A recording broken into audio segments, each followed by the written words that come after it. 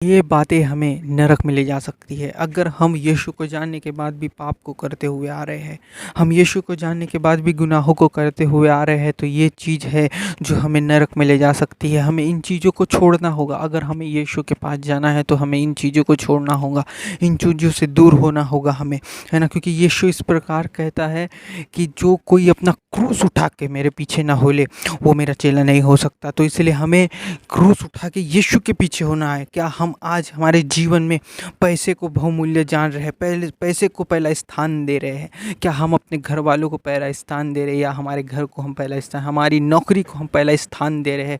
तो हम यीशु के पीछे चलने योग्य नहीं है, क्योंकि यीशु को हमें पहला स्थान देना है, परमेश्वर को पहला स्थान देना है हमें, है ना? क्योंकि परमेश्वर, आप जब परमेश्वर को पहला स्थान देना चालू करोगे तो ये सारी चीज़ आपके पीछे आएंगी। आपको इसके पीछे नहीं जाना होगा, ये सारी चीज़ें आपके पीछे आएंगी अगर आप परमेश्वर को पहला स्थान दोगे, है ना? तो इसी वजह से अगर आप पहला स्थान यीशु को नहीं दे रहे हो, आपके जीवन में यीशु का डर, यीशु का भय नहीं है, तो आपसे पाप होगा, आपसे अपराध होगा, आप गुनाह करते जाओगे और आपका मन ऐसा बोलते जाएगा कि कल माफ़ी मांग लेना। तो इसलिए अपने